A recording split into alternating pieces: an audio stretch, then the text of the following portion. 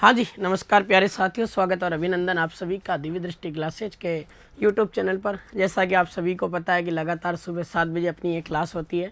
आप सभी का अपनापन है, आप सभी का प्रेम है और आप सभी की दुआओं से हमारा यूट्यूब चैनल जो लगातार ग्रो कर रहा है मित्रों, उसी का आज परिणाम है कि ये क्लासेज आपके बीच में कंटिन्यू हो रही है। और लगभग 434 क्लासेज मैं आपके बीच में कंटिन्यू कर चुका हूँ। आज 435वें नंबर की इस क्लास को हम आगाज़ करने वाले हैं। बिल्कुल सभी प्यारे मित्रों को गुड मॉर्निंग, राधे राधे, नमस्कार। कैसे हो सभी? बढ़िया होंगे भाई, और हाल चाल तो बढ़िया है तुम्हारे। चलिए मित्रों, तो प्यारे मित्रों, आप सभी को मैं बता दूं कि आज की इस क्लास को आपको थोड़ा सा प्रीमियर के रूप में ही लेना पड़ेगा, क्योंकि इस समय मैं कोटा हूं और 2 दिन के लिए मैं बाहर गया हूं। इस वजह से आपकी जो क्लासेज है वो नहीं हो पाएगी 2 दिन लाइव, पर फिर भी मैंने सोचा कि आपका जो समय है वो आपका समय खराब ना हो, इसलिए आपके टाइम का एकदम शानदार तरीके से ध्यान रखते हुए मैं आपकी जो इस क्लास है मित्रों, इसको कंटिन्यू करके आया हूँ। चलिए मित्रों, बिना किसी देरी के हम शुरू करें। कल भी आप पढ़ लेना, कल की क्लास भी आपको प्रीमियर मिलेगी और आज वाली जो क्लास है ये भी आपको प्रीमियर मिलेगी। बाकी हम प्यारे मित्रों 15 जुलाई से वापस कंटिन्यू लाइव क्लास के माध्यम से जुड़ेंगे सुबह 7 बजे से। चलिए मित्रों, बिना किसी देरी के शुरू करें और आज की इस यात्रा को शुरू करते हैं। प्यारे मित्रों, एक छोटी सी जानकारी आपको मैं बता दूं कि राजस्थान की सभी भर्ती परीक्षाओं हेतु एक हमारे एप्लीकेशन पर हमने दक्ष बैच लॉन्च किया। उस बैच की अगर हम बात करें तो प्रत्येक परीक्षा में लगभग 20 से 25 जो प्रश्न है मित्रों, ये पूछे जाते हैं। और ये कहाँ से पूछे जा रहे हैं? एक सब्जेक्ट तो आपके आर्ट एंड कल्चर है, जिसकी आपको थ्योरी भी इसके अंदर मिलेगी और साथ में आपको टॉपिक वाइज उसके नए पैटर्न पर आधारित जो क्वेश्चन है आपको MCQ वो भी इसके अंदर मिलने वाले हैं। करंट अफेयर्स आपको जनवरी 2026 से अब तक का पूरा इसमें मिलेगा। इसमें टॉपिक वाइज करंट अफेयर्स भी है, मंथली आपको टॉपिक वाइज मिलेगा। करंट अफेयर्स की PDF भी आपको इसके अंदर मिलने जा रही है। और ये दक्ष ऐसा बैच है जो मात्र आपके मित्रों ओनली 99 रुपये में अवेलेबल है। जो भी साथी लेना चाहता है ले सकता है और 99 रुपये में अपने राजस्थान आर्ट एंड कल्चर और राजस्थान के करंट अफेयर्स को topic wise theory plus MCQ के साथ में कवर कर सकता है। कौन से बैच के अंदर? दक्ष बैच के अंदर। अगर मैं बात करूं आपके अभ्यास बैच की मित्रों, तो ये राजस्थान GK का एक टॉपिक वाइज नए पैटर्न पर आधारित प्रश्नों के साथ आपका एक अभ्यास बैच है, जिसमें आपको 3 फैकल्टी पढ़ाने वाली है। राजस्थान कला संस्कृति भाई दुर्गेश सर यानी मैं पढ़ाने वाला हूँ, और राजस्थान हिस्ट्री भाई आपको अभिषेक सर पढ़ाने वाले हैं, और राजस्थान की ज्योग्राफी आपको मोहन सर पढ़ाने वाले हैं। इन 3 फैकल्टी के द्वारा आपको इस अभ्यास बैच में राजस्थान GK पूरा कवर करवाया जाएगा। और ये अभ्यास जो ऐसा बैच है मित्रों जो आपका टॉपिक वाइज है, और अभी हमारे एप्लीकेशन पर अभ्यास बैच मात्र 151 रुपये के अंदर अवेलेबल है। हज़ारों विद्यार्थियों ने इस बैच पर भरोसा जताया है। आप सभी विद्यार्थियों से भी कहना चाहता हूं कि राजस्थान GK को आगामी परीक्षाओं में नए पैटर्न के अकॉर्डिंग अगर तैयार करना चाहते हो तो इस अभ्यास बैच के साथ जरूर जुड़े। मात्र 151 रुपये का बैच है।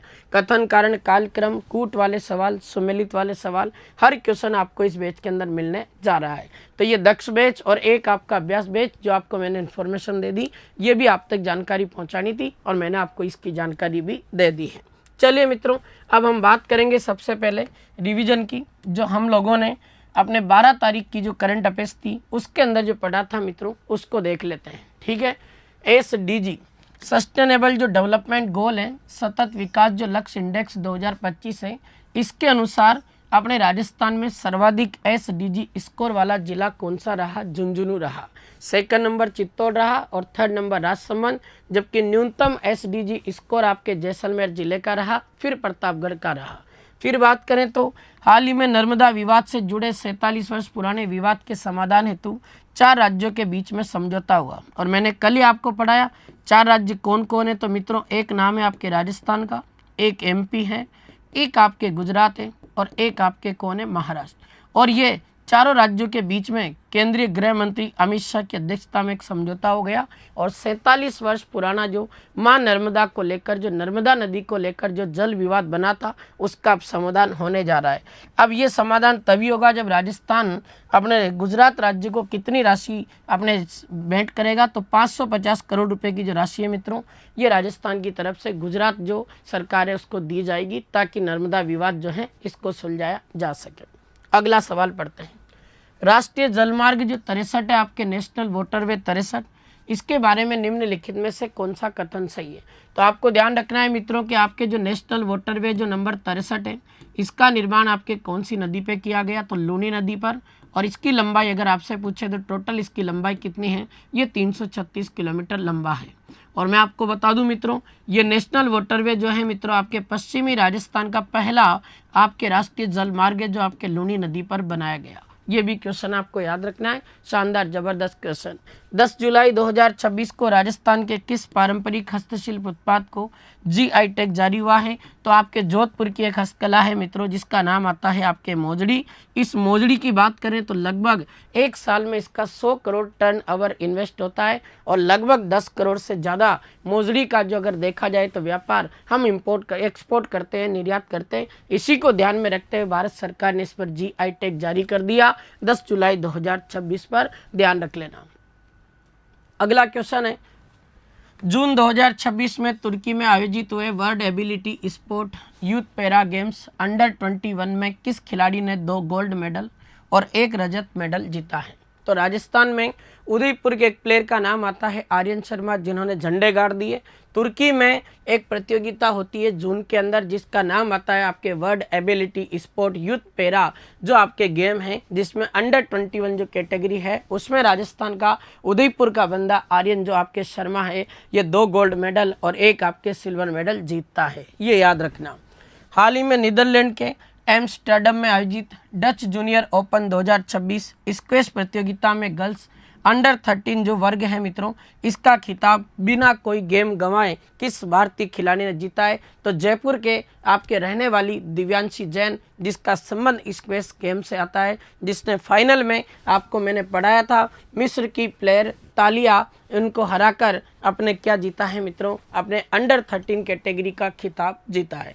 ये आपका क्वेश्चन है, बड़ा गजब का और तगड़ा प्रश्न आपका बनेगा। हाल ही में जयपुर की तैराक अपने कायरा भाटिया ने हरियाणा के हिसार स्थित विद्या देवी जिंदल स्कूल में आयोजित IPSC एक्वेटिक चैंपियनशिप 2026-27 में कुल कितने गोल्ड मेडल जीते? तो कायरा भाटिया जो कि जयपुर के पिंक सिटी की रहने वाली इसने 5 गोल्ड मेडल जीते हैं मित्रों। हरियाणा के हिसार में विद्या देवी स्कूल एक प्रतियोगिता हुई वहाँ पर IPSC एक्वेटिक चैंपियनशिप और उसमें तैराकी के अंदर 5 गोल्ड मेडल जीतने वाली प्लेयर बनी है कौन? कायरा भाटिया। अगला क्वेश्चन देखते हैं, जयपुर में 10 से 12 जुलाई 2026 को आयोजित वर्ल्ड आपके जो जजेज सेमिनार और वर्कशॉप जो है मित्रों इसका आयोजन किस संस्था के माध्यम से किया गया? तो आर्चरी जो एसोसिएशन ऑफ इंडिया यानी जो भारतीय तीरंदाजी संघ है उसका 10 से लेकर 12 जुलाई 2026 को एक ट्रेनिंग और एक सेमिनार वर्कशॉप कार्यशाला आयोजित हुई। कहाँ पर? अपने जयपुर में। ये क्वेश्चन भी आपको ध्यान रखना है। इसी के साथ अगला सवाल पढ़ते हैं, भूटान में आयोजित आपके साउथ एशियन बॉडी बिल्डिंग जो चैंपियनशिप है उसमें राजस्थान के नीलेश कुमार ने भारत के लिए किस स्पर्धा में कांस्य पदक जीता है मित्रों? तो ध्यान रखना नीलेश कुमार का संबंध आपके पिंक सिटी जयपुर से आता है और ये मित्रों क्या है? तो एक बॉडी बिल्डर हैं जिन्होंने भूटान की इस प्रतियोगिता में मेंस स्पोर्ट फिजिक जो 170 सेमी वर्ग कैटेगरी है इसके अंदर आपके नीलेश कुमार ने कौन सा मेडल जीता मित्रों? उसका नाम आता है आपके कांस्य पदक। ये क्वेश्चन आपके सामने रहा। अगला क्वेश्चन था हमारा, राजस्थान के निम्नलिखित खिलाड़ियों को उनके खेल के साथ में सम्मिलित करें। तो मैंने आपको बताया था कि राधिका सोनी का संबंध टेबल टेनिस से आता है, हर्ष चौधरी का संबंध आपके मुक्केबाजी से, धीरज चौधरी वुशु के प्लेयर हैं और वैभव सूर्यवंशी आपके किसके प्लेयर हैं मित्रों? क्रिकेट के प्लेयर हैं। तो ये चारों सम्मिलित हैं, तो इसका आंसर होगा आपका मित्रों 1 2 3 4। ये आपका प्रश्न का उत्तर हो जाएगा। अगले प्रश्न की ओर रुख करने से पहले आपको एक बात बता दूं कि राजस्थान की कोई भी प्रतियोगी परीक्षा हो जिसके लिए दक्ष बैच आपके लिए बहुत ही गजब का कंटेंट लाया। हर परीक्षा में राजस्थान जीके में 2 ऐसे सब्जेक्ट हैं, एक तो आर्ट एंड कल्चर और एक आपके राजस्थान जीके में एक आपका करंट अफेयर्स। दोनों सब्जेक्ट के किसी भी परीक्षा को आप ले लो तो उस परीक्षा में आपको लगभग 20 से 25 प्रश्न देखने को मिलते हैं। उसके लिए दक्ष बैच है आपके मित्रों, और दक्ष बैच जो है मित्रों ये ओनली 99 रुपये के अंदर अवेलेबल है। जो भी इच्छुक विद्यार्थी लेना चाहता है इस हमारे बैच को ले सकता है और इसमें 2 सब्जेक्ट आप कवर कर सकते हो, आर्ट एंड कल्चर और करंट अफेयर्स। और रही बात आपके अभ्यास बैच की, राजस्थान जीके का टॉपिक वाइज नए पैटर्न पर आधारित ये बैच है। 3 फैकल्टी आपको इसके अंदर पढ़ाने वाली है। हिस्ट्री अभिषेक सर पढ़ाएंगे, geography Mohan sir, art and culture का पोर्शन इसके अंदर टॉपिक वाइज मैं पढ़ाऊंगा। जो 151 रुपये का बैच है वो आपका कौन सा बैच है मित्रों? आपके अभ्यास बैच। चलो अगले सवाल पे, और आज के दिन का पहला क्वेश्चन आपके सामने स्क्रीन पर होगा। एक बार तमाम साथियों से कहना चाहूँगा कि एक बार क्लास को ज़रूर लाइक और शेयर कर दें, और जो भी नए साथी जुड़े हैं, कंटेंट अगर आपको अच्छा लगे, लगातार आप आगे की भी क्लासें दिव्य दृष्टि के साथ जुड़ना चाहते हो, कनेक्ट करना चाहते हैं, तो ज़रूर चैनल को सब्सक्राइब करें। पढ़िए आज का पहला क्वेश्चन आपके सामने।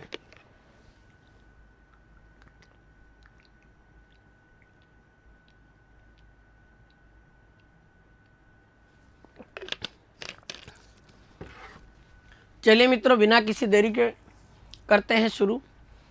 वर्ष 2026 की पहली 6 माही जनवरी से लेकर जून तक में राजस्थान के इलेक्ट्रिक कारों के रजिस्ट्रेशन में वर्ष 2025 की तुलना में लगभग कितनी प्रतिशत वृद्धि दर्ज की गई। अब मैं आपको समझाता हूँ कि अभी मित्रों आपके अमेरिका और ईरान के बीच में जो युद्ध चल रहा है, यहाँ जो युद्ध जैसी परिस्थितियाँ बनी हुई है, इस युद्ध के परिणाम के कारण क्या हुआ मित्रों कि जो वैश्विक स्तर है उस पर डीजल और जो पेट्रोल है मित्रों, उसकी कीमतों में भारी वृद्धि हुई।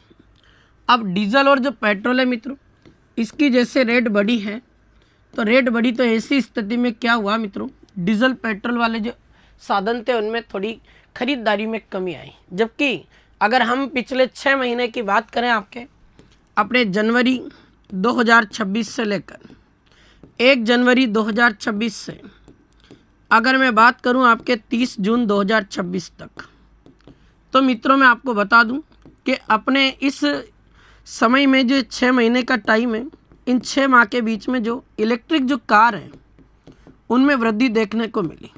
अब इलेक्ट्रिक जो कार है मित्रों, इनमें क्या है कि वृद्धि देखने को मिली, इनका रजिस्ट्रेशन ज़्यादा हुआ और इनको लोगों ने ज़्यादा पसंद किया, क्योंकि अब पेट्रोल और डीजल की कीमत अगर आसमान छुएगी तो कैसे हम वाहन चला पाएंगे। ऐसी स्थिति में हर व्यक्ति ये चाहता है कि पेट्रोल डीजल की कीमत कितनी बढ़ जाए, मैं तो इलेक्ट्रिक वाहन ले लूं और सेफ रहे अपना जीवन।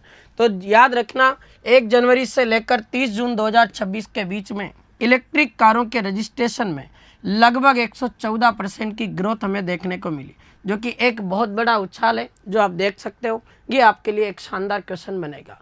मैं आपको एक सवाल और बताता हूँ।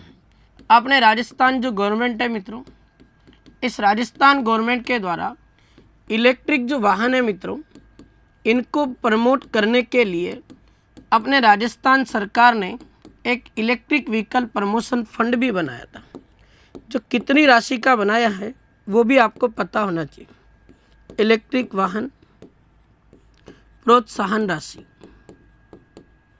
ये भी आपको मैं बता देता हूँ मित्रों। और इसमें जो राशि रखी है वो राशि आपके आ जाती है कितनी, 200 करोड़ रुपए की राशि। इस तरीके से ये क्वेश्चन आपके सामने है, जो ये भी आपको ध्यान रखें। और आपको पता हो, तभी कुछ दिनों पहले मैंने आपको पढ़ाया था कि इलेक्ट्रिक बसें चलेगी आपके राजस्थान में, और अपने राजस्थान से जयपुर सहित ऐसे 9 शहर है जहाँ पर इलेक्ट्रिक बसों का संचालन आपके होने जा रहा है। वो सारी चीज़ें भी मैंने आपको पढ़ाई थी। और याद रख लेना, 114% की ग्रोथ देखने को मिली है अपने इलेक्ट्रिक जो कार है मित्रों, उनके रजिस्ट्रेशन में 2025 की तुलना में इन पिछले 6 महीनों में हमें 114% की क्या मिली है, ग्रोथ रेट मिली। अगले प्रश्न की ओर बढ़ता हूँ। ये आपके बीच में जो था ये मैंने बता ही दिया कि जनवरी से जून 2026 के बीच में 5274 इलेक्ट्रिक कारों का रजिस्ट्रेशन हुआ, जो 2025 की अवधि की तुलना में 114% जो है मित्रों ये अधिक है। ये आप देख सकते हो कितनी इलेक्ट्रिक कारों का रजिस्ट्रेशन हुआ मित्रों, तो ये 5274 इलेक्ट्रिक कारों का रजिस्ट्रेशन हुआ। और इसके पीछे कारण क्या है कि पेट्रोल और जो डीजल है, इनकी बढ़ती कीमतों ने इलेक्ट्रिक वाहनों की बढ़ती मांग को क्या कर दिया, प्रदर्शित कर दिया। ये क्वेश्चन था आपके सामने। चलिए मित्रों, अगले प्रश्न की ओर बढ़ते हैं। राजस्थान विधानसभा के 75वें स्थापना वर्ष के उपलक्ष्य में आयोजित अमृत महोत्सव के संदर्भ में निम्नलिखित कथनों को ध्यानपूर्वक पढ़कर सही विकल्प का चयन करें। लगा लीजिएगा मित्रों, वेरी इंपॉर्टेंट, गजब का और तगड़ा क्वेश्चन, जो 2026 में किसी ना किसी भर्ती परीक्षा में आपको ये क्वेश्चन देखने को मिलेगा। आप जानते हो कि राजस्थान विधानसभा जो कि आपके जयपुर में स्थित है, अब इसके 75वें स्थापना वर्ष के उपलक्ष्य में एक अमृत महोत्सव का आयोजन किया जा रहा है। मित्रों मैं आपको बता दूं, ये आपके जो राजस्थान विधानसभा है, इसमें ये अमृत महोत्सव जिसका आयोजन आपके कौन सी तारीख को किया जाएगा, 15 जुलाई 2026 को इसका आयोजन किया जाएगा। बहुत तगड़ा क्वेश्चन है। इस अमृत महोत्सव में वर्तमान में जो 200 विधायक हैं उनको आमंत्रित किया जाएगा और जो 495 जो अपने राजस्थान के अभी तक 1 से लेकर 16 विधानसभा के बीच में जो 495 जो पूर्व विधायक बने हैं उनको आमंत्रित किया जाएगा जो अभी जीवित अवस्था में हैं। यानी टोटल मैं कह सकता हूं कि 695 जो एमएलए हैं मित्रों, इन 695 एमएलए को आमंत्रित किया गया है। किसके लिए मित्रों? याद रख लेना, तगड़ा सवाल है छोरों, इस अमृत महोत्सव के लिए। और इसका आयोजन राजस्थान की विधानसभा में होने जा रहा है। इस अमृत महोत्सव के उद्घाटन समारोह की बात करें तो उसमें मुख्य अतिथि आपके लोकसभा के स्पीकर कौन होंगे? ओम बिरला। जबकि समापन समारोह के मुख्य अतिथि आपके देश के उपराष्ट्रपति वाइस प्रेसिडेंट सीपी राधाकृष्णन होंगे। आप जानते हैं ओम बिरला कोटा बूंदी से सांसद है, 18वीं लोकसभा के दूसरी बार स्पीकर बने। और अभी आपको बताएं जगदीप धनखड़ के इस्तीफा देने के बाद में उपराष्ट्रपति के पद पर किसको नियुक्त किया गया? सीपी राधाकृष्णन जी को। तो उद्घाटन में तो ओम बिरला आएंगे और समापन समारोह में राधाकृष्णन जी आएंगे जो भारत के क्या है? उपराष्ट्रपति हैं। ये पहला पॉइंट सही है, दूसरा भी सही है, तीसरा भी सही। अमृत महोत्सव के अंतिम सत्र में जो राजस्थान है मित्रों, इस राजस्थान में जो 23 आपके ऐतिहासिक अभी तक जो कानून बने 1 से लेकर 16 विधानसभा में जो वास्तव में पहला करने वाला ऐसा राजस्थान बना, उन ऐतिहासिक 23 कानूनों पर एक विशेष मंथन भी किया जाएगा। और एक खास बात और है, अमृत महोत्सव जो है इसका दूसरा सत्र पूर्व मुख्यमंत्री अशोक गहलोत संबोधित करें, जबकि इसी अमृत महोत्सव का तीसरा सत्र पूर्व मुख्यमंत्री वसुंधरा राजे भी संबोधित करेगी। ये भी कितनी गर्व की बात है कि यहाँ पक्ष और विपक्ष दोनों साथ बैठेंगे और वो आपके विधानसभा के 75वें स्थापना जो वर्ष पूरे हो रहे हैं उसके उपलक्ष्य में आपके अमृत महोत्सव का क्या किया जा रहा है मित्रों? आयोजन। बहुत ही तगड़ा और शानदार क्वेश्चन है। ये सारे ऑप्शन इसके बारे में क्या है मित्रों? करेक्ट है। और आप यहाँ पढ़ सकते हो, ये जोरदार तरीके के साथ में आपके कुछ अमृत महोत्सव की बातें हैं जो आपको मैं बता देता हूँ। ठीक है भाई, ये आपका सवाल है और मैं इसके बारे में खास बात और आपको बताता हूँ। इस अमृत महोत्सव में 6 बार जो भी कोई एमएलए बना है, 6 बार एमएलए या इससे अधिक बना है तो उस को इसमें आपके मित्रों सम्मानित किया जाएगा। तो 6 बार या 6 बार से अधिक एमएलए बनने वाले को सम्मानित किया जाएगा। ये भी आपको ध्यान रखना है भाई साहब। बहुत गजब का और तगड़ा क्वेश्चन आपका बनेगा जो इस तरीके से आपके सवाल आ सकता है। चलूँ मैं अगले प्रश्न की और अगला सवाल आपका ये है, राजस्थान के कुछ निम्नलिखित कुल गुरु हैं मित्रों, उनको संबंधित यूनिवर्सिटी के साथ में सम्मिलित करना है। अब मैं ये कुल गुरु क्यों पढ़ा रहा हूँ मित्रों? अभी अपने राजस्थान में मित्रों अगर हम यूनिवर्सिटी की बात करें तो आपके यूनिवर्सिटियाँ तो बहुत सारी हैं, लेकिन इस राजस्थान में 4 आपके यूनिवर्सिटी हैं जो मित्रों अगर मैं उनकी बात करूं 4 यूनिवर्सिटी के कुल गुरु की, तो याद रखिएगा मित्रों इन 4 यूनिवर्सिटीज़ के कुल गुरुओं का कार्यकाल क्या हो रहा है? समाप्त हो रहा है। और ये कुल गुरुओं का जो कार्यकाल है मित्रों ये आपके समाप्त होने जा रहा है। कब? तो ये आपके समाप्त होगा अगस्त सितंबर। तो अगस्त व सितंबर 2026 में इन 4 यूनिवर्सिटियों के कुल गुरु जो हैं मित्रों ये आपके क्या होगा? कार्यकाल समाप्त होने जा रहा। कौन कौन सी 4 यूनिवर्सिटी हैं? तो एक तो महाराजा गंगा सिंह यूनिवर्सिटी बीकानेर है, एक पंडित दीनदयाल उपाध्याय शेखावाटी यूनिवर्सिटी सीकर है, गोविंद गुरु जनजातीय यूनिवर्सिटी बांसवाड़ा है और राजस्थान यूनिवर्सिटी आपके जयपुर है। अब अभी वर्तमान में इनके कौन है कुल गुरु जिनका कार्यकाल अगस्त और सितंबर में समाप्त हो जाएगा? प्रोफेसर अल्पना कटेजा की बात करें तो अभी वर्तमान में अल्पना कटेजा राजस्थान यूनिवर्सिटी जो है मित्रों जयपुर इसकी कुल गुरु है। तो यहाँ आपका चौथा ऑप्शन है। प्रोफेसर डॉक्टर अनिल कुमार रॉय की बात करें तो मित्रों ये पंडित दीनदयाल उपाध्याय जो शेखावाटी यूनिवर्सिटी सीकर है उसके कुल गुरु है। 2 नंबर। प्रोफेसर केशव सिंह ठाकुर की बात करूं तो ये गोविंद गुरु जनजातीय आपके यूनिवर्सिटी जो बांसवाड़ा है इसके कुल गुरु हैं मित्रों। और प्रोफेसर आचार्य मनोज दीक्षित की बात करें तो ये अभी वर्तमान में महाराजा गंगा सिंह जो आपके यूनिवर्सिटी है मित्रों बीकानेर उसके कुल गुरु। तो यह इसका अपना आंसर होगा 4, 2, 3, 1। ये आपका सम्मिलित कर दिया क्वेश्चन। और याद रख लेना इन 4 में से कोई ना कोई सवाल आपके आ सकता है। कुछ कुल गुरु जो चर्चा में रहे उनके क्वेश्चन भी आते रहते अक्सर, उनको भी ध्यान रखना। जैसे आपके प्रोफेसर देव स्वरूप है चर्चा में रहे थे, अपने बाबा आमटे दिव्यांग यूनिवर्सिटी जामडौली जयपुर के कुल गुरु थे। जिनके काम को लेकर पारदर्शिता नहीं रही तो राज्यपाल ने उनको क्या कर दिया था, सस्पेंड। तो ये भी अपन ने देखा है मित्रों। इस तरीके से ये आपके 4 यूनिवर्सिटी के कुलगुरु हैं जो याद रखिएगा मित्रों। ये इनका कार्यकाल अगस्त और सितंबर में समाप्त होने जा रहा है, इसलिए मित्रों ये क्या है, चर्चा में। आओ अगले प्रश्न की ओर रुख करते हैं। ये आपको बता दिया मैंने, अगस्त और सितंबर के माह में 4 यूनिवर्सिटी के कुलगुरुओं का आपके कार्यकाल समाप्त हो रहा है। महाराजा गंगा सिंह यूनिवर्सिटी आपके जो बीकानेर है उसके कुलगुरु हैं अभी वर्तमान में प्रोफेसर आचार्य मनोज दीक्षित। गोविंद गुरु जनजातीय यूनिवर्सिटी बांसवाड़ा के कुलगुरु प्रोफेसर केशव सिंह ठाकुर और पंडित दीनदयाल उपाध्याय शेखावाटी यूनिवर्सिटी सीकर के कुलगुरु प्रोफेसर डॉक्टर अनिल कुमार रॉय। और राजस्थान यूनिवर्सिटी जयपुर की कुलगुरु कौन है, तो प्रोफेसर अल्पना कटेजा। इन चारों कुलगुरुओं का कार्यकाल क्या होने जा रहा है मित्रों, समाप्त होने जा रहा है। नेक्स्ट क्वेश्चन,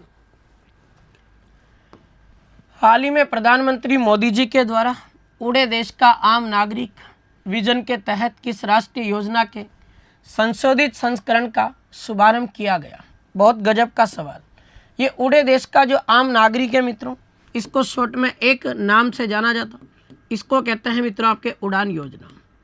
अब ये जो उड़ान योजना है इसको ऐसा लिखा जाता है मित्रों, उड़ान, यानी यू से बनेगा उड़े, डी से बनेगा देश, ए से बनेगा आम और ए से बनेगा नागरिक। उड़े देश का आम नागरिक, जिसका नाम रखा था उड़ान योजना।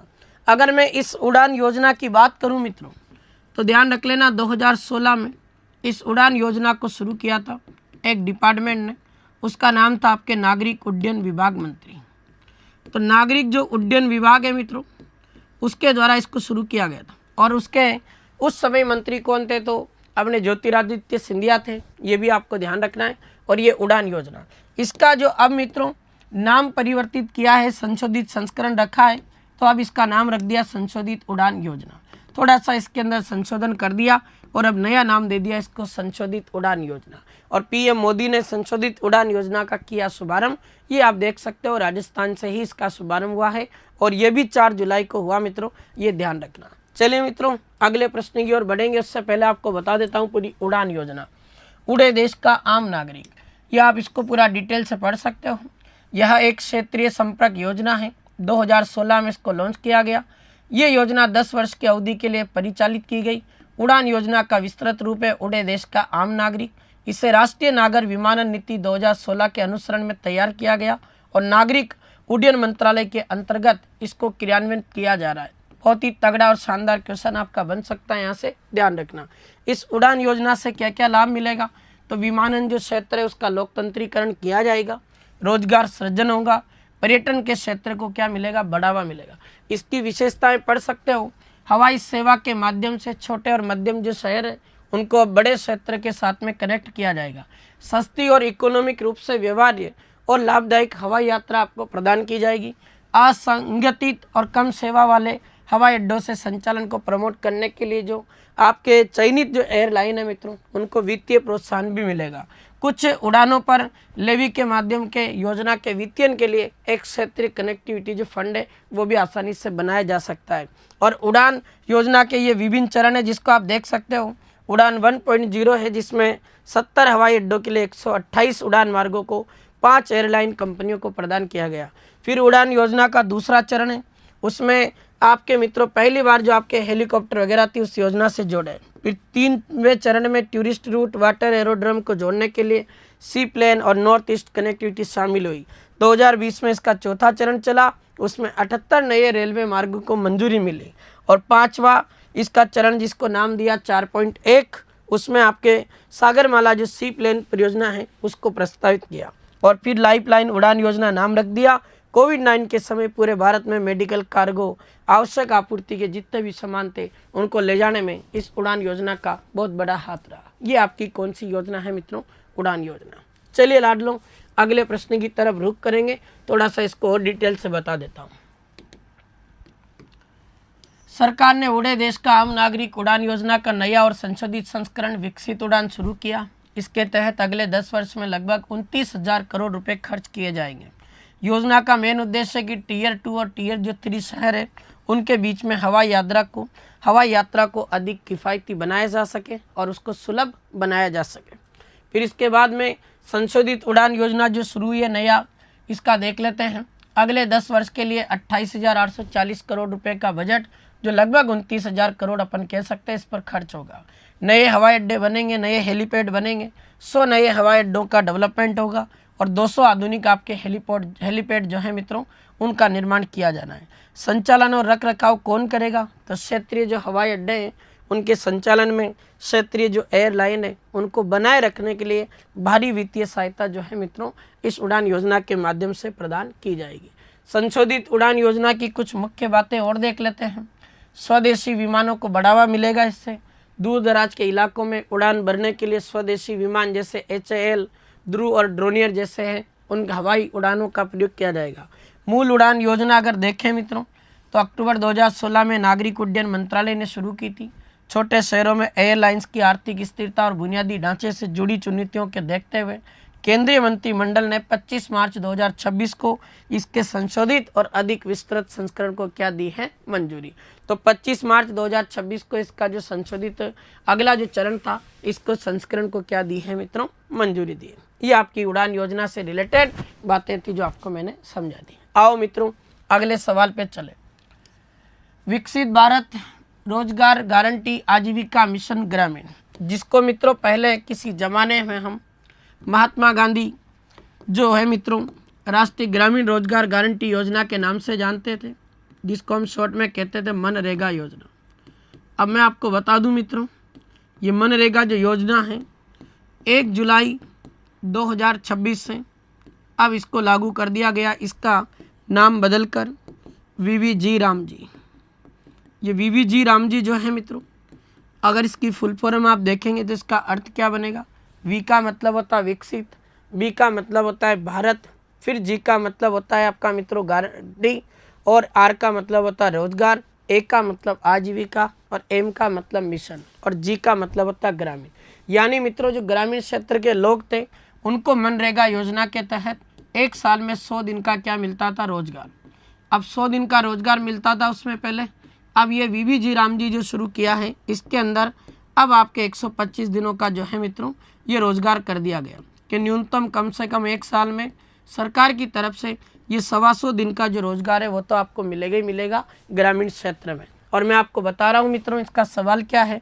इस VVG रामजी योजना में मित्रों जो आपके बजट है उसमें प्रशासनिक जो खर्चा था पहले 6% हुआ करता था। अब उस प्रशासनिक खर्चे को 6% को बढ़ाकर अब कितना कर दिया गया? वो अब कर दिया गया है मित्रों कितना परसेंट? 9% कर दिया। मतलब इस पर प्रशासनिक खर्चा 6 के बजाय 3% की वृद्धि की और अब 9% इसमें खर्च किए जाएंगे पैसे। अब और इसको डिटेल से पढ़ लेते हैं। VVG रामजी मनरेगा की जगह लेगा, क्या बदलाव होंगे ये आप देख सकते हो।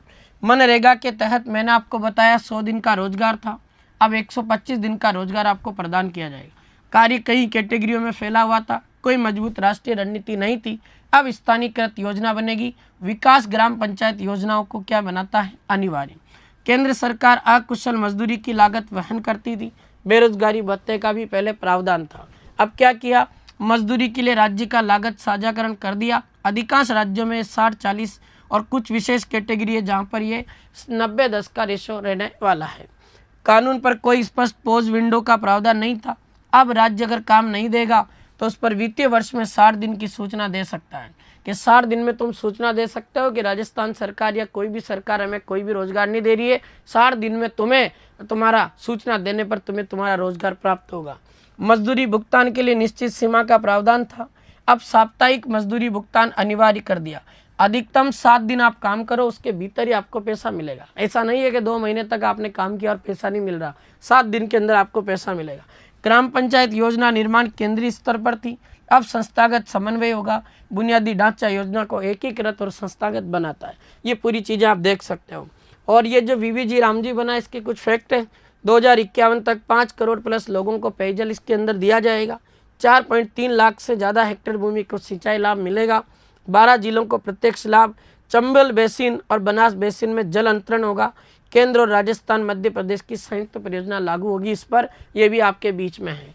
2026 में ये शुरू किया गया आपका VVG रामजी है। और मैं आपको बता दूं इसको केंद्रीय आपके जो कृषि ग्रामीण जो आपके विकास मंत्री है शिवराज सिंह जी चौहान, उन्होंने आंध्र प्रदेश से इसको 1 जुलाई 2026 को देश को क्या किया है, संबोधित किया। ये याद रख लेना छोरो, तगड़ा सवाल है। 125 दिन का रोजगार है प्रति परिवार, 60-40 का रेशो है।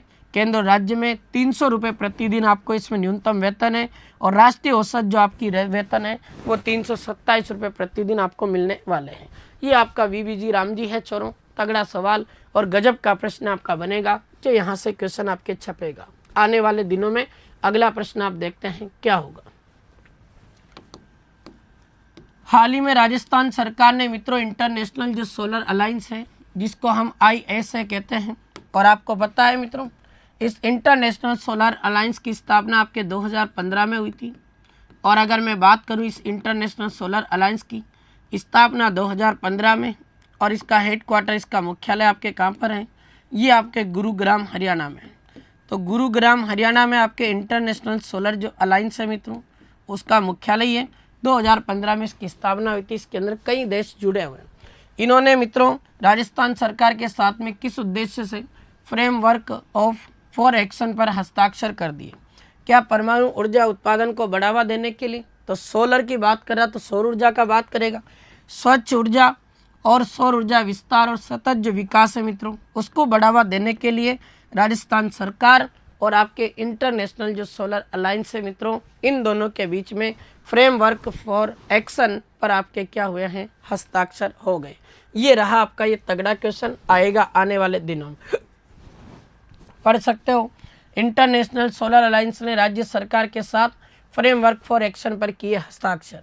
सौर ऊर्जा का विस्तार होगा, इससे प्रसारण और वितरण की बनेगी एक व्यापक योजना। बिजली आपूर्ति में आएगा बड़ा सुधार, उपभोक्ताओं को मिलेगी क्वालिटीपूर्ण इलेक्ट्रिसिटी। प्रधानमंत्री नरेंद्र मोदी ने सौर ऊर्जा को बनाया वैश्विक जन आंदोलन। मुख्यमंत्री भजनलाल शर्मा, सौर ऊर्जा राजस्थान बन रहा वैश्विक केंद्र, देश का पहला राज्य जिसके साथ में ISA बना साझेदार। कितनी बड़ी बात है कि अपना राजस्थान देश का पहला राज्य है जो आपको पता है सौर ऊर्जा उत्पादन में पूरे देश में नंबर 1 पर है।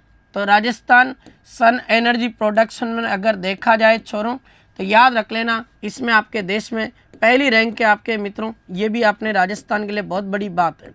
और ये इंटर अलायंस जो आपका सोलर संगठन है मित्रों, ये राजस्थान के साथ में ऐसा अनुबंध करने वाला ये अपना पहला संगठन बना जो भारत के किसी राज्य के साथ अपने हस्ताक्षर कर रहा है। राजस्थान देश का पहला राज्य बन गया जिसके साथ 128 देशों के समूह वाले इंटरनेशनल सोलर अलायंस ने framework for action advance clean energy driven sustainable development पर हस्ताक्षर कर दिए। ये इंटरनेशनल जो सोलर अलायंस है मित्रों, इसके अंदर कितने देश जुड़े हुए हैं? 128 देश जुड़े हुए। अब आप देख लो 128 देशों का समूह है जो राजस्थान सरकार के साथ में हस्ताक्षर कर चुका है। बैटरी एनर्जी स्टोरेज की पहल की गई। सौर ऊर्जा को एकीकृत करने के लिए सहायक नीतियां बनेगी। PM कुसुम योजना के माध्यम से 4 गीगावाट से अधिक सौर क्षमता के किसानों को आज प्रदेश में 26 जिलों में दिन में बिजली उपलब्ध करवाई जा रही है। यानी राजस्थान के 41 में 26 ऐसे जिले हैं जहाँ के किसानों को आज भी बिजली आपके दिन में प्रदान हो रही है। ठीक है छोरों, भौगोलिक परिस्थितियाँ राजस्थान के देश का अग्रणी अक्षय ऊर्जा राज्य बनाती है। Rajasthan integrated clean energy policy में 125 गीगावाट स्वच्छ ऊर्जा विकसित करने का लक्ष्य रखा गया और ये ISA के साथ हस्ताक्षरित करते हुए ये 2030 से 35 की आवश्यकताओं को ध्यान में रखते हुए एनर्जी ट्रांसमिशन जो प्लान है मित्रों, उसको तैयार किया गया। ये रहा आपका तगड़ा क्वेश्चन और मैं तो कह रहा हूँ परीक्षा में छपेगा सीधा सवाल। आप देख लेना आने वाले दिनों में CET RS प्री जैसे एग्जाम जो आ रहे हैं आपके, उन परीक्षा में ये क्वेश्चन आपका पक्का छपने के लिए तैयार होगा। चलो अगले प्रश्न में आओ, नेक्स्ट क्वेश्चन की ओर बढ़ते हैं। 10 जुलाई 2026 को राजस्थान सरकार के द्वारा राम जल सेतु लिंक परियोजना के लिए कितनी राशि जारी की गई? अब आपको पता है प्यारे मित्रों कि आपने एक नाम सुना होगा ERCP। इसकी फुल फॉर्म भी आपको मैं बता देता हूँ। E का मतलब होता है ईस्टर्न, R का मतलब होता है राजस्थान और आपके मित्रों यहाँ C का मीनिंग होता है कैनाल और P का मीनिंग होता है आपके प्रोजेक्ट। ये Rajasthan eastern Rajasthan canal project, जिसको आपके कहते हैं मित्रों क्या, पूर्वी राजस्थान नहरी परियोजना। ये पूर्वी राजस्थान जो नहर परियोजना है मित्रों, इसको नाम दिया था आपके ERCP। और मैं आपको बता देता हूँ इसी में आपके 3 नदियों को बात की गई थी जोड़ने की, जिनको पीकेसी नाम दिया गया। पहले इसका नाम पीकेसी संशोधित परियोजना भी था मित्रों, ये भी मैंने अक्सर आपको कई बार करंट के अंदर पढ़ाया। और अगर मैं बात करूं पीकेसी में, तो इसका मतलब क्या है, पूर्वी राजस्थान की 3 नदियों को आपस में कनेक्ट किया जाना था, पार्वती, काली सिंध, और एक आपके नदी का नाम आता आपके मित्रों चंबल नदी, ये भी याद रख लेना। और मित्रों अगर मैं बात करूं तो इस ERCP का जो आपके उद्घाटन है मित्रों, ये आपके देश के प्रधानमंत्री मोदी जी ने किया था। और इसका उद्घाटन 17 दिसंबर 2024 में आपके मित्रों राजस्थान में दादिया नाम का एक गांव पड़ता है जयपुर में, यहाँ से इसका क्या किया गया था, उद्घाटन। और ये ERCP जो प्रोजेक्ट है मित्रों, इसके माध्यम से आपके राजस्थान के 17 जिलों को लाभ मिलेगा। 17 जिलों को लाभ मिलेगा पूर्वी राजस्थान के, और कई हेक्टेयर पर आपके 4.4 लाख से ज़्यादा हेक्टेयर भूमि पर आपके क्या होगी मित्रों, सिंचाई की सुविधा उपलब्ध होगी। ये आपकी ERCP है। बाद में इसका नाम राम जल सेतु लिंक परियोजना कर दिया गया, और इसके लिए राजस्थान सरकार ने 24,000 करोड़ रुपए की जो राशि है मित्रों, वो अपने सरकार ने अभी जारी की है। इसलिए ये क्वेश्चन आपके करंट में रहा, और इसको डिटेल से पढ़ सकते हो। ये राम जल सेतु लिंक परियोजना राजस्थान की जीवन रेखा बनने जा रही है। राम जल सेतु लिंक परियोजना का उद्देश्य है कि 2051 तक राजस्थान में 40% से अधिक आबादी, 5 करोड़ से अधिक लोग मतलब जिनको विश्वसनीय पेयजल उपलब्ध करवाया जाएगा। इसको कवर किए गए जिले हैं झालावाड़, बारां, कोटा, बूंदी, सवाई माधोपुर, अजमेर, टोंक, जयपुर, दौसा, करौली, अलवर, भरतपुर, धौलपुर। ये आप पूरा नक्शा देख सकते हैं इस पर। ये आपके पूर्वी राजस्थान के जितने भी जिले हैं वो सारे इस पर जुड़े हैं। सिंचाई का जो 4.3 लाख हेक्टेयर भूमि है उस पर सिंचाई की सुविधा मिलेगी, ये भी आप देख सकते हो। और ये राजस्थान, मध्य प्रदेश, केंद्र सरकार के बीच स्थित एक हस्ताक्षरित समझौता है मित्रों, जो आप देख सकते हो। तगड़ा क्वेश्चन आपके बनेगा, और यहाँ से आपका क्वेश्चन पक्का परीक्षा में छपने के चांस है, याद रख लेना। ये परियोजना परवन बांध कोटा राजस्थान को बनास नदी बेसिन से जोड़ेगी। लगभग 200 से 250 किलोमीटर लंबी ये नहर होगी, याद रख लेना। जल सोर्स चंबल बेसिन है इसमें, और लगभग इसमें 45,000 करोड़ रुपए खर्च होने चाहिए। 45,000 करोड़ खर्च होंगे, जिसमें से राजस्थान सरकार ने 24,000 करोड़ रुपए की जो राशि है मित्रों उसको जारी कर दिया। ये रहा आपका क्वेश्चन, बहुत ही गजब का और शानदार सवाल था जो आपके सामने पूरा हुआ। आओ अगले प्रश्न पर देखते हैं। राजस्थान के किस व्यक्ति विशेष को डॉक्टर राधा मोहन सैनी को नई दिल्ली में नेशनल एक्सीलेंस अवार्ड 2026 से सम्मानित किया गया? उनका संबंध किस क्षेत्र से रहा? देखो मित्रों, अगर हम बात करें नई दिल्ली में, तो अभी क्या हुआ, अपने छत्रपति जो शिवाजी महाराज है उनके जो पोते हैं उनका नाम आता है साहू, उनकी जयंती मनाई गई। छत्रपति साहू जी की जयंती मनाई गई मित्रों, और साहू जी के जयंती समारोह के उपलक्ष्य में नई दिल्ली में मित्रों एक व्यक्ति विशेष है राजस्थान के, जिनका नाम आता है आपके डॉक्टर राधा मोहन सैनी। उन्हें नेशनल एक्सीलेंस अवार्ड से सम्मानित किया गया। ये अंबेडकर जो आपके ग्लोबल फाउंडेशन है मित्रों, उसके द्वारा इसको पुरस्कार को दिया गया। अंबेडकर ग्लोबल फाउंडेशन द्वारा ये पुरस्कार मिला है मित्रों, और ये पुरस्कार जो है ये आपके एक व्यक्ति विशेष को मिला, उनका नाम आता डॉक्टर राधा मोहन सैनी। अगर मैं डॉक्टर राधा मोहन सैनी की बात करूं तो इनका संबंध आपके जयपुर से आता है मित्रों, और डॉक्टर राधा मोहन सैनी का संबंध किस क्षेत्र से रहा, तो इनका संबंध आपके चिकित्सा के क्षेत्र से आता है। तो चिकित्सा के क्षेत्र में 2026 में इनको मित्रों नई दिल्ली में नेशनल एक्सीलेंस अवार्ड 2026 से सम्मानित किया गया। उनका नाम आता है डॉक्टर राधा मोहन सैनी। ये भी एक तगड़ा क्वेश्चन और शानदार प्रश्न आपके बीच में बनता है। आइए अगले प्रश्न पे चलने से पहले इनको ही डिटेल से पढ़ लेते हैं। डॉक्टर राधा मोहन सैनी को चिकित्सा के क्षेत्र में अंबेडकर ग्लोबल फाउंडेशन की ओर से आयोजित छत्रपति साहू जी की जयंती पर नई दिल्ली में नेशनल एक्सीलेंस अवार्ड 2026 से सम्मानित किया गया। अगला प्रश्न देखिएगा, सूची फर्स्ट के साथ में आपको सेकंड का मिलान करना है। देखिएगा, सूची फर्स्ट के साथ में सेकंड का मिलान करें। राजस्थान में औद्योगिक गलियारे और किसके लिए कौन फेमस है, ये क्वेश्चन आपको पूछ रहा है। अजमेर, किशनगढ़। अब मैं आपको बता देता हूं भाई, एशिया का सबसे बड़ा मार्बल डंपिंग यार्ड, एशिया का सबसे बड़ा मार्बल डंपिंग यार्ड, ये आपके मित्रों कहाँ स्थित है? किशनगढ़। किशनगढ़ आपका पड़ता है अजमेर, यानी एशिया की सबसे बड़ी संगमरमर की मंडी आपके किशनगढ़ में। और अजमेर जो किशनगढ़ क्षेत्र है, ये आपके किसके लिए फेमस है मित्रों? तो ये आपके खनिज आधारित उद्योग के लिए फेमस है। यहाँ आपका पहला ऑप्शन मिलेगा, क्योंकि आपका संगमरमर की बात हो रही, संगमरमर आपके आएगा खनिज में। जयपुर दौसा औद्योगिक क्षेत्र। अब जयपुर आपके वो क्षेत्र है जो चमड़ा उद्योग, जैसे आपके मानपुरा माचेडी स्थान है जयपुर में, वो चमड़ा उद्योग के लिए फेमस है। और यहाँ मिट्टी के बर्तन बनते हैं, ब्लू पोट्री वगैरह, तो ये आपका जयपुर दौसा इंडस्ट्रियल एरिया। इसके साथ भीलवाड़ा आपके राजस्थान की वस्त्र नगरी है मित्रों, तो ये आपके कपड़े की रंगाई वगैरह के लिए फेमस है, तो यह आपका सम्मिलित हो जाएगा। और मैं लिख भी देता हूँ भीलवाड़ा, जिसकी अगर बात करें छोरों तो तगड़ा क्वेश्चन आपका बन जाएगा ये। और इसको आपके राजस्थान का क्या कहते हैं?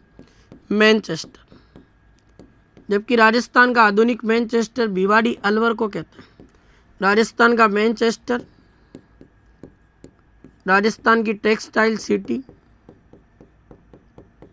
टेक्सटाइल सिटी, और राजस्थान की वस्त्र नगरी, इन नामों से किसको जाना जाता है भाई? भीलवाड़ा को जाना जाता है। याद रख लेना छोरो, तगड़ा क्वेश्चन। खुशखेड़ा जो भिवाड़ी वाला क्षेत्र है आपके अलवर में, निमराना क्षेत्र, ये किसके लिए फेमस है? तो ये यहाँ पे ऑटो जो पार्ट्स है मित्रों, ऑटो कल पुर्जे ये बनाए जाते हैं। तो यहाँ इसका जो उत्तर होना है ये आपका होगा पहला ऑप्शन। फिर आपका जयपुर में चौथा ऑप्शन है, उसके बाद आपका मित्रों भीलवाड़ा में तीसरा ऑप्शन, और फिर आपके दूसरा ऑप्शन आएगा 1 4 3 2। ये एलडीसी में पूछा हुआ क्वेश्चन था, तगड़ा और शानदार प्रश्न है, आप आराम से इस क्वेश्चन को कर सकते हो। ठीक है भाई, आओ अगले प्रश्न की ओर बढ़ते हैं। विजय सीरीज के प्रश्नों की बात करेंगे मित्रों। करंट अफेयर्स के क्वेश्चन पूरे हो चुके हैं और अब हम देखेंगे राजस्थान जीके के वो सवाल जो अक्सर परीक्षा में पूछे जा रहे हैं और मैंने आपको पढ़ाए हैं। और मैं फिर कह रहा हूँ, विजय सीरीज में जितने सवाल करता हूँ, अगर ढंग से इनको पढ़ लिए तुम्हारे एग्जाम तक, तो यही क्वेश्चन लौट के वहाँ तुम मिलेंगे। हर एग्जाम में रहा है रिकॉर्ड, 30-35 सवाल हमेशा से छपे हैं, तगड़ा कंटेंट हमने पढ़ा। देखो पहला क्वेश्चन, क्लास को एक बार लाइक और शेयर कर दो और चैनल को सब्सक्राइब कर दो नहीं किया हो तो। राजस्थान के किस संग्रहालय में मौर्य कालीन और गुप्त कालीन जो मूर्तियां हैं मित्रों वो रखी हुई? तो राजस्थान में आपके जो डूंगरपुर जो राजकीय संग्रहालय है मित्रों, इस डूंगरपुर राजकीय संग्रहालय में मौर्य कालीन और गुप्त कालीन जो आपके मूर्तियां हैं मित्रों वो रखी हुई। ये क्वेश्चन आपको ध्यान रखना है, बढ़िया शानदार क्वेश्चन बन जाएगा। और याद रखना, मैं आपको कुछ संग्रहालय और बता देता हूँ। ये आरपीएससी ने सब इंस्पेक्टर के अंदर पूछा था, पोथीखाना संग्रहालय कहाँ स्थित है? तो याद रख लेना मित्रों, ये आपके जयपुर में है। ऐसे ही आपका एक क्वेश्चन ये काफ़ी एग्जाम में आया हुआ, सरस्वती भंडार संग्रहालय, ये आपके उदयपुर में स्थित है। एक क्वेश्चन आपके यहाँ से बनता है, चीनभद्र सूरी भंडार संग्रहालय,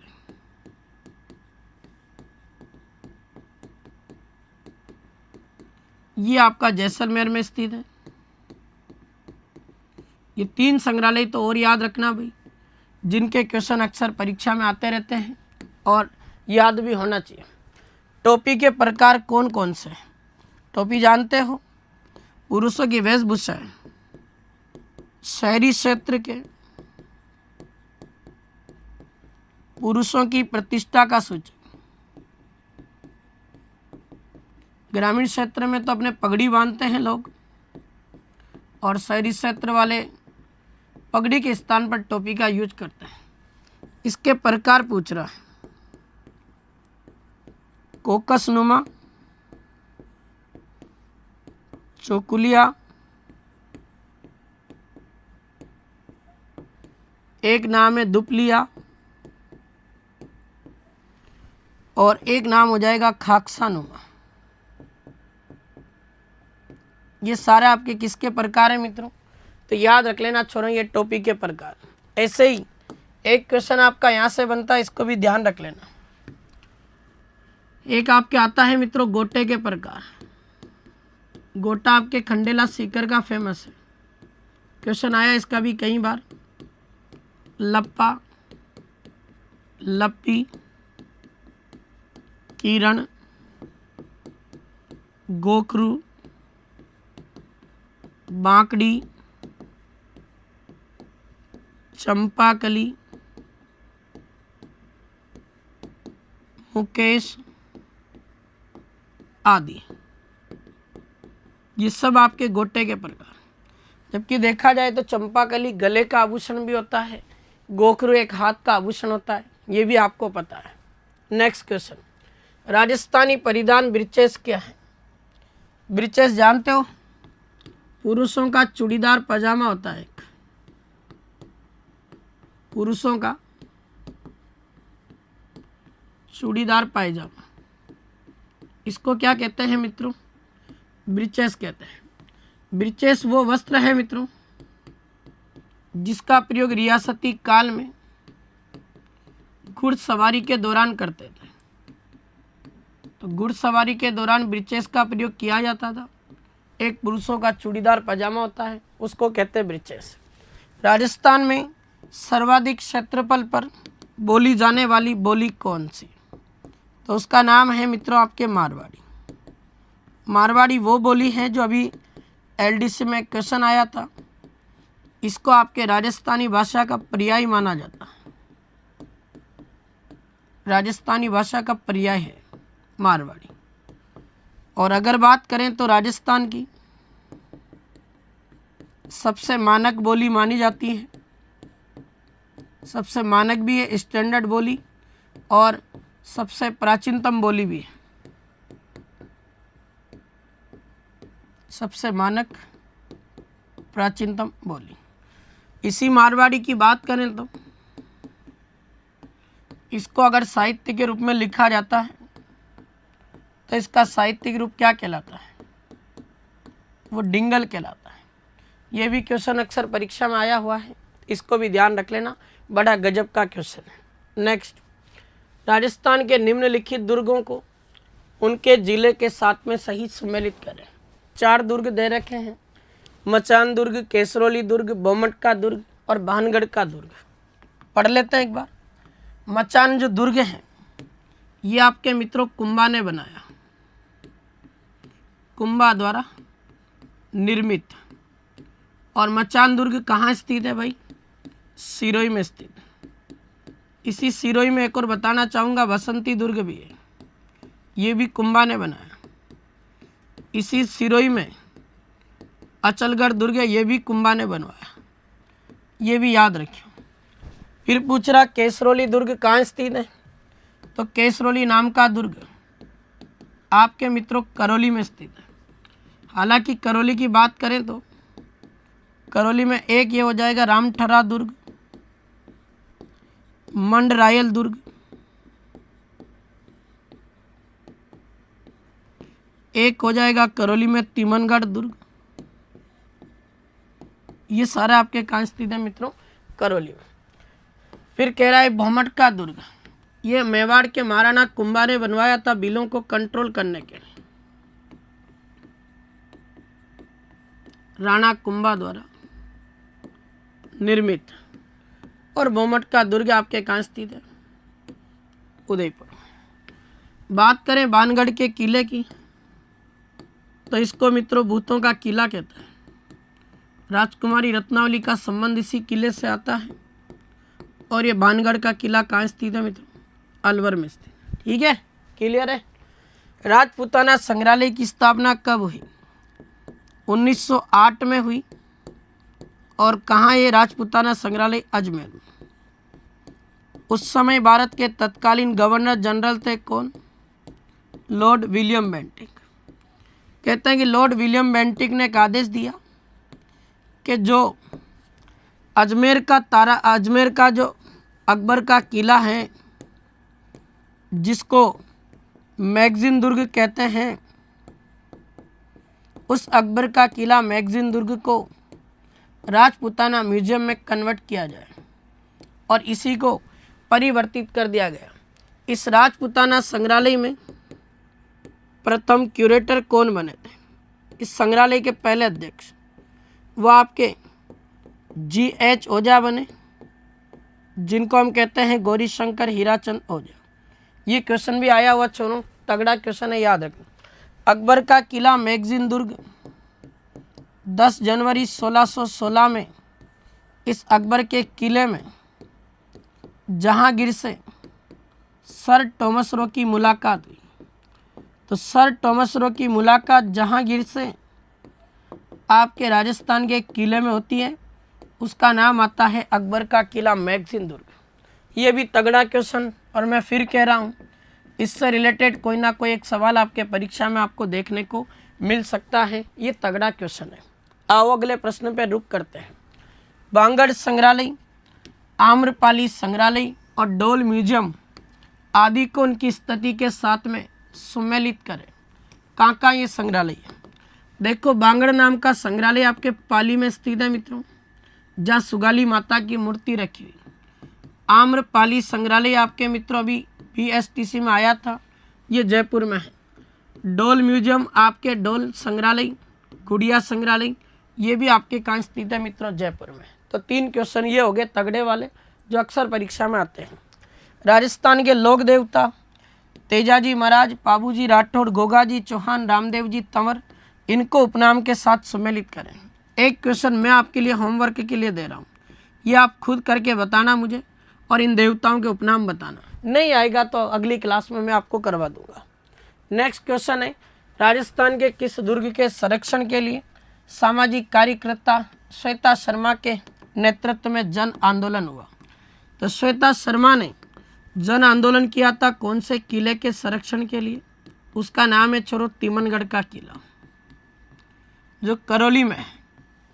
इस किले के संरक्षण के लिए श्वेता शर्मा के नेतृत्व में एक जन आंदोलन हुआ। याद रख लेना, तगड़ा सवाल। और यहाँ पर आपके ननंद बोजाई का कुआं बना हुआ, जबकि ननंद बोजाई का मंदिर कहाँ है? वो आपके माउंट आबू में। ले मेरे लाल, एक से बढ़कर एक सवाल तेरे सामने है, ठीक है भाई। राजस्थान के किस लोक नाट्य में संगीत, नृत्य और गायन आदि की विशेषता है? ये आपका तमाशा नाटक, जो आपके कहाँ का फेमस है? जयपुर का। वास्तविक शुरुआत हुई थी आपके किसके समय? सवाई प्रताप सिंह के समय। याद रख लेना छोरों, बड़ा गजब का और तगड़ा सवाल। ये आपका इस तरीके से पूरा हुआ। ये आज का ये आपका सेशन था जो पूरा कंप्लीट कर दिया। आपको लगता है कि करंट अफेयर्स और राजस्थान के जीके को ज़बरदस्त करना है, तो राजस्थान जीके के 6 सब्जेक्ट की टेस्ट सीरीज अब आपको मिलेगी ओनली 99 रुपये में। एक ही टेस्ट सीरीज में 6 विषय के आपको 8000 से ज़्यादा क्वेश्चन मिलेंगे। इसमें आपकी इतिहास सब्जेक्ट है, भूगोल है, कला संस्कृति है, राजनीति है, पॉलिटी, इकोनॉमिक सर्वे है और करंट अफेयर। नए पैटर्न पर आधारित 6 सब्जेक्ट की टेस्ट सीरीज जो विजय सीरीज में इंपॉर्टेंट क्वेश्चन करवाता हूं, वो सारे क्वेश्चन आपको वहां इस कॉम्बो टेस्ट सीरीज में मिलेंगे, जो अभी भी मात्र 99 की है। जिसको लेना है ले लेना। दक्ष बैच आपको बता दिया, प्रत्येक परीक्षा में 20 से 25 प्रश्न पूछे जाते हैं। कला संस्कृति और करंट अफेयर्स को थ्योरी और MCQ के साथ मजबूत करना है तो दक्ष बैच के साथ इनरोल हो जाओ। दक्ष बैच भी आपको मिलेगा ओनली 99 रुपये के अंदर। ये रही आज की आपकी यात्रा, आज की क्लास कैसी लगी जरूर अंत में कमेंट बॉक्स में कमेंट करके बताना। मिलते हैं प्यारे साथियों कल सुबह 7 बजे एक ज़बरदस्त और शानदार कंटेंट के साथ। Thank you so much.